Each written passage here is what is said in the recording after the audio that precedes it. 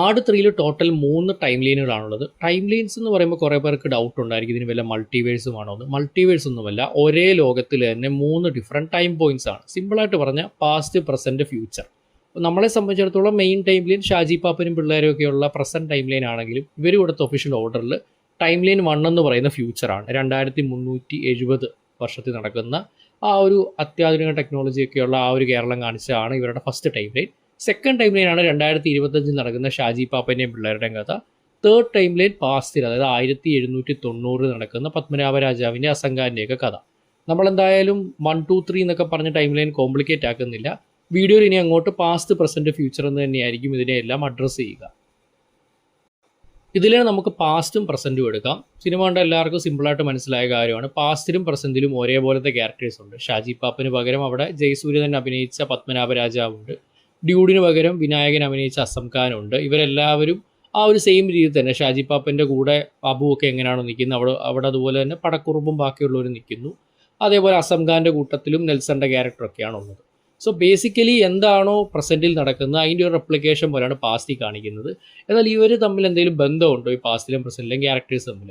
ഇതിൽ ഒരു ബന്ധം ഒഫീഷ്യലി സിനിമയിൽ കൺഫേം ചെയ്യുന്നത് സാത്താൻ സേവറാണ്. സാത്താൻ സേവർ എന്ന് പറയുന്നുണ്ട് തൻ്റെ അപ്പൂപ്പനായിട്ടുള്ള സായിപ്പാണ് ഈ ഒരു പാലം പണിഞ്ഞതെന്ന്. ആ ഒരു ക്യാരക്ടറിന് നമ്മൾ പാസ്റ്റിൽ സണ്ണി വെയിൻ തന്നെ അഭിനയിച്ച് കാണുന്നുണ്ട്. സോ അവിടെ സണ്ണി വെയിൻ തൻ്റെ ആൻസസ്ട്രിയിൽ പെട്ട ഒരാളാണ് ഈ പാസ്റ്റിലുള്ള അതേ വേർഷൻ എന്ന് കൺഫേം ചെയ്യുന്നുണ്ട്. അപ്പോൾ അങ്ങനെയാണ് നമുക്ക് വേണമെങ്കിൽ അനുമാനിക്കാം. ഷാജി പാപ്പൻ്റെ ഒരു ആൻസസ്റ്ററാണ് ഈ പത്മനാഭരാജാവ് എന്ന് വേണമെങ്കിൽ പറയാം. അതുപോലെ തന്നെ ബാക്കിയുള്ള ക്യാരക്ടേഴ്സിൻ്റെ പ്രസൻറ്റിലും പാസ്റ്റിലും ഇവരുടെ വേർഷൻസ് ഉള്ളതുപോലെ ഫ്യൂച്ചറിലും വേർഷൻസ് ഉണ്ടായേക്കാം. അക്കൂട്ടത്തിൽ ഒരാളെ മാത്രമാണ് നമ്മൾ കാണുന്നത്. അത് PP ശശി ആശാൻ്റെ ഫ്യൂച്ചർ വേർഷനായ ബാബയാണ്.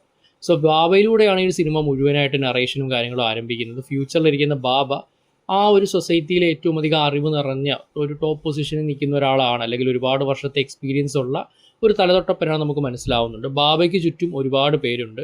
അക്കൂട്ടത്തിൽ നമുക്ക് നിരഞ്ജനാനൂപും ഹരിത പറക്കോടും ഒക്കെ ചെയ്ത ക്യാരക്ടേഴ്സിനെ കാണാൻ പറ്റുന്നുണ്ട്. സോ ഈ ഒരു ക്യാരക്ടേഴ്സൊക്കെ ബാബയ്ക്ക് കീഴിൽ നിൽക്കുന്ന ഫ്യൂച്ചറിലെ കുറേ പേരാണ്. ഇവരെല്ലാവരും ഭൂമിയെ ഓർഗനൈസേഷൻ എന്ന് പറയുന്ന ഒരു വലിയ സംഘടനയിൽ നിന്നും രക്ഷിക്കാനാണ് ശ്രമിക്കുന്നത്. സോ ലോകം മുഴുവൻ ഇപ്പോൾ ഭരിക്കുന്നത് ഓർഗനൈസേഷനാണ്. ആൻഡ് ഈ ഓർഗനൈസേഷൻ ഏറ്റവും ഇമ്പോർട്ടൻ്റ് ആയിട്ട് വേണ്ട ഒരു സംഭവം സ്റ്റാർഡസ്റ്റ് എന്ന് പറയുന്ന ഒരു വലിയ മിസ്റ്റിക്കൽ ഒബ്ജക്റ്റാണ്. ഈ ഒരു ഒബ്ജക്റ്റ് നമ്മൾ ഈ പറഞ്ഞ പാസ്റ്റ് ടൈം ലൈനിലും പ്രസൻറ്റ് ടൈം ലൈനിലും എക്സിസ്റ്റ് ചെയ്യുന്നുണ്ട്. അപ്പോൾ ആ ഒരു ഒബ്ജക്റ്റ് കണ്ടുപിടിക്കാൻ വേണ്ടിയിട്ടുള്ള ഒരു നെട്ടോട്ടത്തിലാണ് ഈ ഓർഗനൈസേഷൻ്റെ ഭാഗമായിട്ടാണ് നമ്മളിതിൽ കാണുന്ന കേറ്റ് ലാറ എന്ന ആ ഒരു ഫോറിനർ ക്യാരക്ടറിനെയൊക്കെ കാണുന്നത്. ഓർഗനൈസേഷൻ്റെ ഭാഗമായിട്ട് ഈ ഫോറിനേഴ്സിനെയൊക്കെ അയക്കുന്നുണ്ട്. എന്നാൽ അതേസമയം നമ്മുടെ ഷാജി പാപ്പനും സാത്താൻ സേവറും ഒക്കെയുള്ള ഈ ഒരു ലോകത്തുള്ളവർക്കും ഈ ഒരു സ്റ്റാർഡസ്റ്റ് എന്നൊരു സംഭവം ഒന്നല്ലെങ്കിൽ മറ്റൊരു രീതിയിൽ വേണം.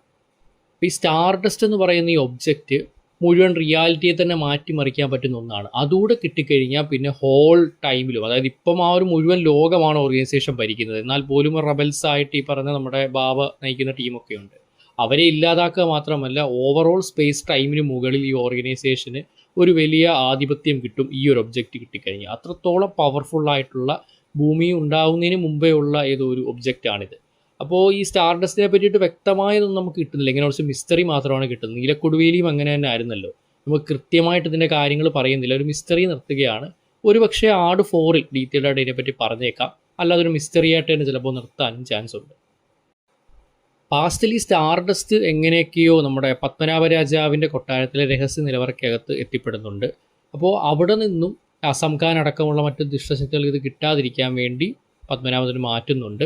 ആ ഒരു പാലത്തിനകത്ത് തകിട് കൊടുത്ത്, മന്ത്രശക്തിയുള്ള തകിട് കൊടുത്തെന്നൊക്കെ പറഞ്ഞാണ് വറീദ് മാപ്പിളയുടെ കൊടുത്തിട്ട് അത് അവിടെ ബറി ചെയ്യുന്നത് ഒരു പെട്ടിക്കകത്ത്, 2-3 പെട്ടിക്കകത്ത്. പക്ഷേ പിന്നീട് ഈ ഒരു പാലം പൊളിച്ച്, പ്രസൻറ്റ് ടൈമിൽ പാലം പൊളിച്ചിട്ട് കേറ്റ്ലാറയ്ക്ക് ഇവഞ്ച്വലി ആ ഒരു പെട്ടി കിട്ടുമ്പോൾ അതിനകത്തൊന്നുമില്ല. സോ ബേസിക്കലി പത്മനാഭരാജാവ് കൊടുത്തു വിട്ടതിനകത്ത് നിന്ന് ഇതിനിടയിൽ നിന്ന് ആരോ അത് മാറ്റിയിട്ടുണ്ട്. അതൊന്നുകിൽ സിനിമയിൽ കൊടുത്തുവിട്ട ആ ഒരു പെട്ടിക്കകത്ത് ഉണ്ടായിരിക്കില്ല, പാസ്റ്റിൽ കൊടുത്തുവിട്ടിട്ടുണ്ടായിരിക്കില്ല, അല്ല അതിന് ശേഷം ആരെങ്കിലും മാറ്റിയതാവാനും ചാൻസ് ഉണ്ട്. എന്തായാലും ആ പറഞ്ഞ സ്റ്റാർഡസ്റ്റ് അതിനകത്തില്ല. മറ്റെവിടെ ആയിരിക്കുമെങ്കിൽ സ്റ്റാർഡസ്റ്റ് ഉണ്ടാവുക? അവിടെയാണ് ഈ കവാടം തിയറി കടന്നു വരുന്നത്. പാസ്റ്റിൽ തൻ്റെ ജ്യേഷ്ഠൻ്റെ വീട്ടിലുണ്ടായ ആ ഒരു പ്രശ്നങ്ങൾക്കിടയിൽ നിന്നും എങ്ങനെയൊക്കെയോ രക്ഷപ്പെട്ട് പത്മനാഭരാജാവ് കുതിരപ്പുറത്ത് കയറി പോകുമ്പോൾ പടക്കുറുപ്പിനെയും മറ്റും കാണുന്നുണ്ട്. അവിടേക്ക് തന്നെ അസം ഖാനും കടന്നു വരുന്നു. അപ്പോൾ ഇവിടെ അസം ഖാനും അതേപോലെ പത്മനാഭരാജാവും തമ്മിൽ കുതിരപ്പുറത്ത് ഫൈറ്റ് ചെയ്യാൻ വേണ്ടി പോകുന്നു. എന്നാൽ ഇവർക്ക് നടുക്കൊരു കവാടം നിൽപ്പുണ്ട്. പ്രസൻറ്റ് ഡേയിൽ ഷാജി ബാബനും ഡ്യൂഡും തമ്മിൽ ഫൈറ്റ് ചെയ്യാൻ പോകുന്നു. ഇവർക്ക് നടുക്കും ഇതേ കവാടം തന്നെ പ്രസൻറ്റ് ഡേയിൽ നിൽപ്പുണ്ട്.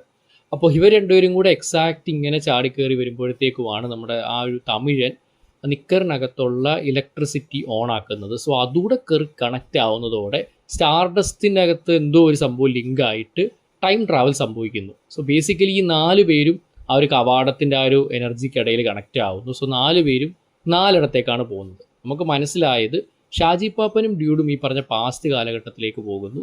അതേപോലെ പത്മനാഭരാജാവും അസം ഖാനും പ്രസൻറ്റ് ടൈമിലേക്ക് വരുന്നു. എന്നാൽ ഇവരെ എല്ലാവരെയും പ്രോപ്പറായിട്ട് കാണിക്കുന്നില്ല.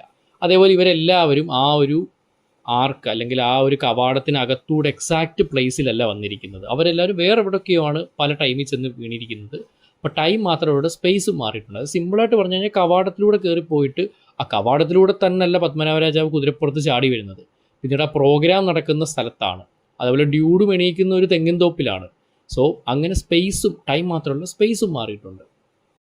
ഡ്യൂഡ് ചെന്ന് വീഴുന്നൊരു തെങ്ങിൻ തോപ്പിലാണ്. അതിനടുത്തുള്ളൊരു കള്ളുഷാപ്പിൽ പോകുന്നു. അവിടെ വെച്ചിട്ട് വറീദ് മാപ്പിള അസം ഖാൻ തന്നെ നാണം കെടുത്തി ആ ഒരു വെള്ളത്തിൽ വീഴ്ത്തിയ കഥയൊക്കെ പറഞ്ഞിട്ട് അസം ഖാനെ കൊല്ലും എന്നുള്ള രീതിയിലൊക്കെ വരുമ്പോഴത്തേക്കും ഡ്യൂഡിനെ കാണുന്നു.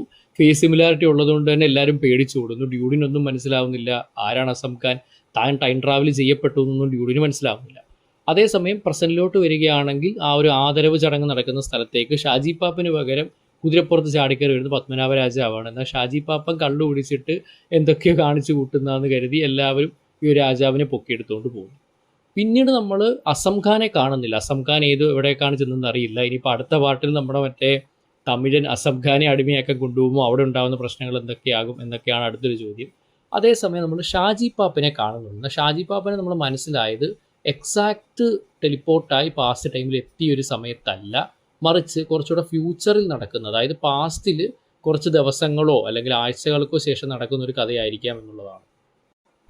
നമുക്കറിയാം പാസ്റ്റിൽ അസം ഖാൻ്റെ വലിയൊരു സൈന്യം, ടിപ്പു സുൽത്താൻ്റെ ആ ഒരു സൈന്യം ഈ ഒരു ഗ്രാമത്തിലേക്ക് വന്ന് ഗ്രാമം കീഴടക്കി.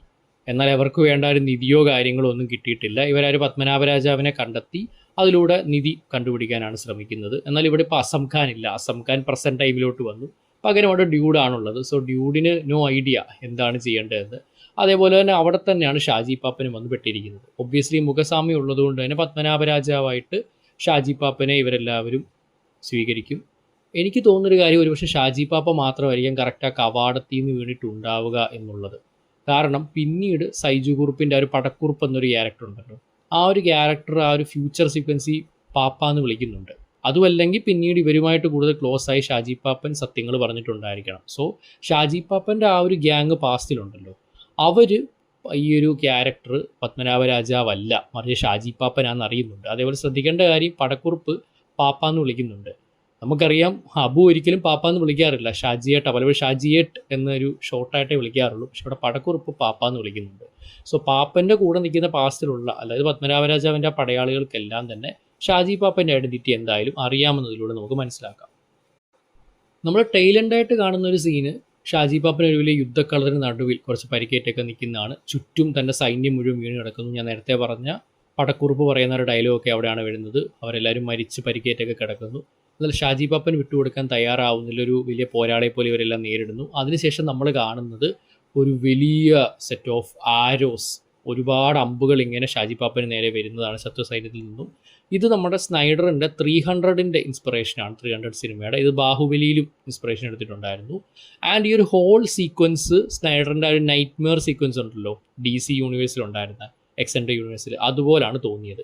പിന്നെ നമ്മുടെ അവഞ്ചേഴ്സ് ഏജ് ഓഫ് അൾട്രോണിൽ ഉണ്ടായിരുന്ന ഒരു സീനായിട്ടും തോന്നി. സോ അങ്ങനെ മാർവൽ DCയിലൊക്കെ വന്നിട്ടുള്ള ആ ഒരു ഫ്യൂച്ചറിസ്റ്റിക് അപ്പോക്കലിപ്റ്റിക് ആയിട്ടുള്ള ആ ഒരു വിഷ്വൽസിൻ്റെ ഒരു ഇൻസ്പിറേഷനായിട്ടാണ് തോന്നിയത്. അവിടേക്ക് 300ൻ്റെ എക്സാക്റ്റ് ഷോട്ട് ഇട്ട് സ്നൈഡറിൻ്റെയും പക്കാ റെഫറൻസ് കൊണ്ടുവന്നു. 3 അവസാനിക്കാറാവുമ്പോൾ ഫ്യൂച്ചറിൽ ബാബ പറയുന്നുണ്ട്, chaos, confusion, war in every time line. ഇതാണ് ഇനി സംഭവിക്കാൻ പോകുന്നത്. കാരണം അങ്ങോട്ടും ഇങ്ങോട്ടും ക്യാരക്ടേഴ്സ് മാറിക്കഴിഞ്ഞു. അതേപോലെ സ്റ്റാർഡസ്റ്റ് കിട്ടാൻ വേണ്ടി ഓർഗനൈസേഷൻ പലയിടത്തേക്ക് ആൾക്കാരെ അയച്ചിട്ടുണ്ട്. എൻ്റെ ഏറ്റവും വലിയ തിയറികളിലൊന്ന്, നമ്മൾ ഈ കാണുന്ന ഫോറിനർ ക്യാരക്ടർ ഉണ്ടല്ലോ, പ്രസൻറ്റിലെ കേറ്റ് ലാറ, പാസ്റ്റിൽ കസാന്ദ്ര, ഇത് രണ്ടും രണ്ടാളായിരിക്കില്ല, ഒരാൾ തന്നെയായിരിക്കും. ടൈം ട്രാവൽ ചെയ്ത് 2 പോയിന്റിലേക്ക് ഒരാളെ തന്നെ വിട്ടതായിരിക്കാമെന്നാണ് എൻ്റെ തിയറി. കാരണം ഈ ഒരു ക്യാരക്ടറിൻ്റെ ഒരു ബിഹേവിയർ ആണെങ്കിലും, അതേപോലെ തോക്ക് തനിക്ക് ധരിച്ചു കൊണ്ടുവന്ന് ഇഷ്ടമല്ല എന്നൊക്കെ പറയുന്നതാണെങ്കിലും, എല്ലാം കൂട്ടി നോക്കുമ്പോൾ മറ്റ് ക്യാരക്ടേഴ്സിനെ പോലെ ആൻസസ്റ്റർ സെറ്റപ്പ് ആയിരിക്കില്ല, സെയിം ക്യാരക്ടർ തന്നെയായിരിക്കുമെന്നാണ് എനിക്ക് തോന്നുന്നത്. ഏറ്റവും അവസാനം എഴുതി കാണിക്കുന്ന ആട് 3 പാർട്ട് 2 ദ റൈഡ് എൻസ് എന്നാണ്. എനിക്ക് തോന്നുന്നില്ല ആട് 3 പാർട്ട് 2 എന്നായിരിക്കും റിലീസ് ആകുമ്പോൾ പേര് വരുന്നത്. ആട് 4 എന്നായിരിക്കും, ബിക്കോസ് ഇറ്റ്സ് ഈസി. പിന്നെ നമ്മൾ പണ്ട് ഇൻഫിനിറ്റി വാർ ഒക്കെ അനൗൺസ് ചെയ്ത സമയത്തും ഇൻഫിനിറ്റി വാർ പാർട്ട് 1 പാർട്ട് 2 എന്നായിരുന്നു. പിന്നീട് ട്രെയിലറൊക്കെ വന്നപ്പോഴാണ് എൻ ഗെയിം എന്നാക്കിയത്. അപ്പോൾ ഇവിടെയും ആട് 4 എന്ന് തന്നെ ആവാനാണ് ചാൻസ്. എന്തായാലും നമുക്ക് ആട് 4 എന്ന് തന്നെ അഡ്രസ്സ് ചെയ്യാം. സോ ആട് 4ലേക്ക് വരുമ്പോഴേക്കും ഈ പറഞ്ഞ ടൈം ലൈൻ ഷിഫ്റ്റ് തന്നെയാണ് ഏറ്റവും ഇൻട്രസ്റ്റിംഗ്. കാരണം ഷാജി പാപ്പൻ്റെയും പത്മനാഭൻ്റെയും സ്വഭാവങ്ങൾ ഡിഫറൻ്റ് ആണ്.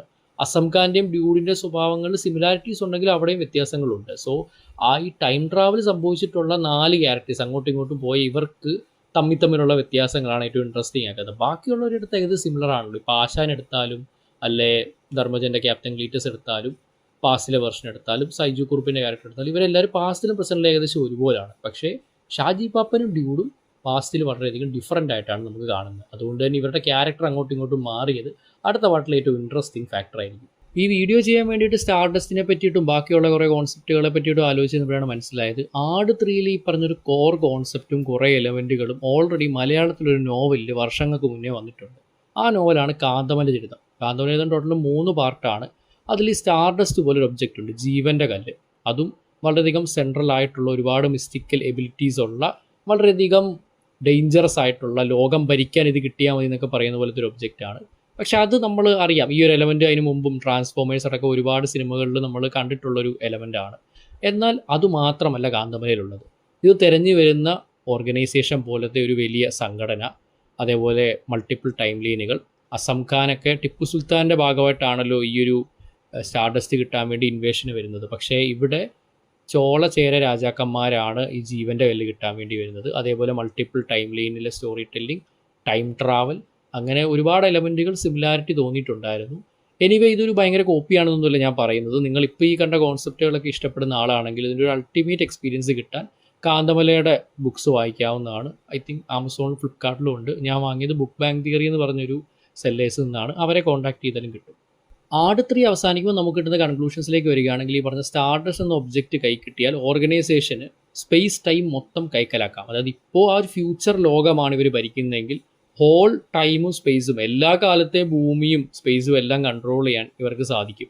അതുകൊണ്ട് ഇവരുടെ കൈ കിട്ടിയത് വളരെയധികം പ്രശ്നമാണ്. ഇത് കിട്ടാൻ വേണ്ടിയാണ് ഇവർ പാസ്റ്റിലോട്ടും പ്രസൻറ്റിലോട്ടും വരെ ടൈം ട്രാവൽ ചെയ്ത് ആൾക്കാരെ അയക്കുന്നത്. ഈ പറഞ്ഞ കസാന്ദ്ര അല്ലെങ്കിൽ കേറ്റ്ലാര എന്ന് പറയുന്ന രണ്ടും ഒരു ക്യാരക്ടറാണെന്ന് തിയറി നമുക്ക് ശരിവെക്കാൻ ഒരു തരത്തിൽ പറ്റും. പിന്നെ ഈ 2 ക്യാരക്ടേഴ്സും അങ്ങോട്ടും ഇങ്ങോട്ടും മാറിപ്പോയി. ടോട്ടൽ 4 ക്യാരക്ടേഴ്സ് അങ്ങോട്ടും ഇങ്ങോട്ടും മാറി. സോ അവരുടെ ഇൻട്രാക്ഷൻസും അതൊക്കെയായിരിക്കും അടുത്ത പാട്ടിൽ ഏറ്റവും ഫണ്ണി ആയിട്ട് വരാൻ പോകുന്നത്. രാജാവായിരുന്ന ഇവർ രണ്ടുപേരും ഇവിടെ സാധാരണക്കാരാകുന്നു, സാധാരണക്കാർ രാജാവാകുന്നതൊക്കെ ഉള്ളത് ഇൻട്രസ്റ്റിംഗ് എലമെൻറ്റ്സ് തന്നെയായിരിക്കും. ഫ്യൂച്ചറാണ് ഏറ്റവും അധികം അൺഎക്സ്പ്ലോർഡ് ആയത്. തുടക്കത്തിലും ഇടയ്ക്കും അവസാനവും മാത്രം ഗ്ലിംസസ് പോലെ കാണിച്ചു. പിന്നെ ഒബ്വിയസ്ലി ഫ്യൂച്ചറിലും നമ്മുടെ ഈ പറഞ്ഞ ഷാജി പാപ്പൻ്റെയും ഡ്യൂഡിൻ്റെയൊക്കെ വേർഷൻ കാണും. നമ്മൾ ആകെ ആശാൻ്റെ ഫ്യൂച്ചർ വേർഷനായ ബാബയെ മാത്രമാണ് കാണുന്നത്.